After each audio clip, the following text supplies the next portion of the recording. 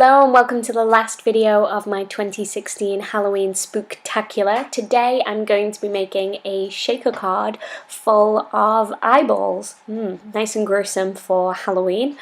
So I'm making a smaller card today. This one is, I think it's 3.5 by 3.5. And I just realised that I scored my paper without the cardstock being pushed right up against the edge. I've been making a lot of mistakes in this Halloween series. I think it's because I had such a big break from crafting, and I'm coming back to it, and yeah, I've been making a lot of silly mistakes, but rather than edit those out and pretend I'm perfect, I've kept quite a few of those in. So I'm using this beaker from the Inkadinkado test tube stamp set, and I'm stamping on a piece of acetate using Stays On black ink, and this will stamp really well on the slick surface of the acetate. And then I'll go ahead and pull that out, and the acetate measures just ever so slightly smaller than my card. So I'm stamping down. I haven't re-inked the stamp, I just need a general impression of the stamp, and I'm stamping that onto my panel, and I'll cut this out to make the shaker portion of my card. So in order to cut that out, I'm just using my craft knife and my self-healing mat just to cut around the outside edges of that beaker. So at first I wasn't sure whether I was going to keep this line in here, which is why you see that I didn't sort of make a nice clean cut all the way through, but in the end I decided just to cut out that section as well. So I've just got one opening for the beaker, and I just ran my Memento black pen along the inside to give that craft cardstock a black look, to make sure that I've got nice clean edges when I stick everything together. Okay, so now I'm taking a scrap of cardstock and the eyeball stamp from the same stamp set, and I'm using my Simon Says Stamp Intense Black. I wasn't too sure how I wanted to colour these eyeballs, so the Intense Black ink is great when you're not sure if you're going to be using markers or maybe alcohol markers or zig clean colour brush markers or even pencils, as this ink will work with all of them. So I took a green, a blue and a brown, and I just coloured in those eyeballs, and then I took a grey marker just to put some shading on the white part of the eye as well. Once I had those all coloured in, I took my non-stick scissors and cut each of those out. So it did take a little minute to cut those out. If you had a circle punch or a circle die that was about the same size, you could definitely use that. But it doesn't take too long to do fussy cutting, and I think it's something we all have to do at some point when you're making a card. So once again, I've ran my marker along those edges to give them nice black clean edges, and I'm going to go ahead and work on putting together the shaker portion of the card. So I have the acetate here, and I'm just laying that down, and just to make this a little bit more spooky, I'm going to go ahead and colour in part of the beaker in green.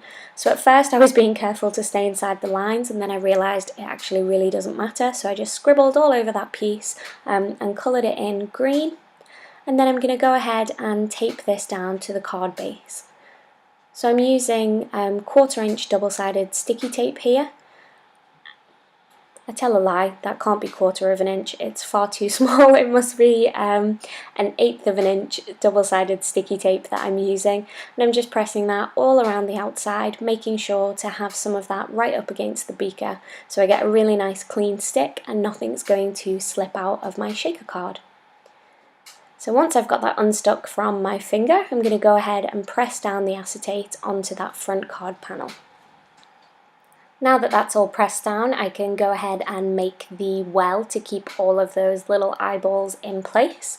So I've just cut down some of my my foam tape, and I've took the backing off the front and the back. So this is a really great tip for helping you to maneuver that foam tape around a shape when you're making a shaker card. If you take the backing off the front and the back, it becomes really easy to move that around.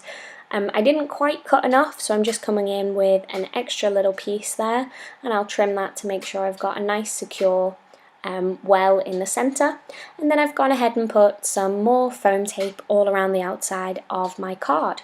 So I didn't have to take the backing off this because I was just laying it down in nice straight lines. But now I'm putting the card together, I've took the backing off and I'm going to press the card down. And there you can see I've got all of my googly eyes inside of the beaker. So I kept a couple of the eyes aside, I kept 4 of them out, and I wanted to arrange some of them on the front of the card. So I'm just deciding exactly where I want to place them, and once I'm happy with the placement, I thought I just needed a little bit of ground underneath the beaker.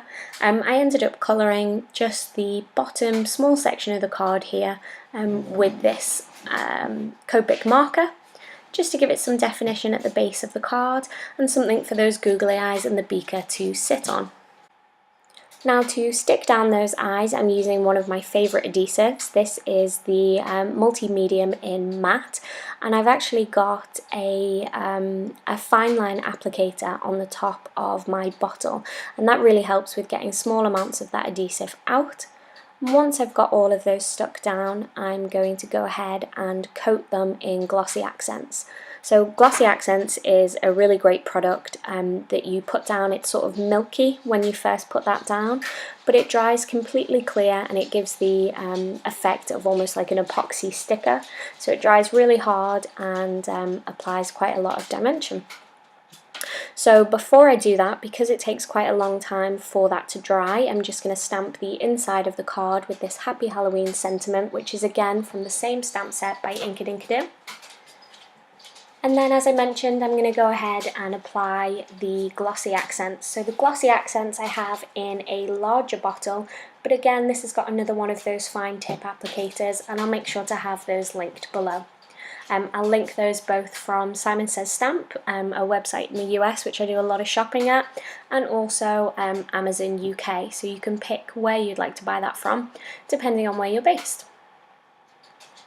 So again, those fine line applicator bottles, they really do help. The ends definitely don't clog like they do on the regular Glossy Accents bottle, and it also helps you to get into small areas when you're trying to apply glossy accents onto something detailed like these eyeballs here.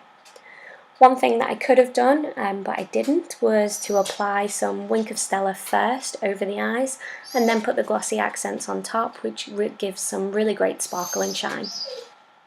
Okay, so that's me done with the card today. I just need to set that to one side to dry, and I'll show you what that glossy accents looks like in the close-up pictures in just a minute.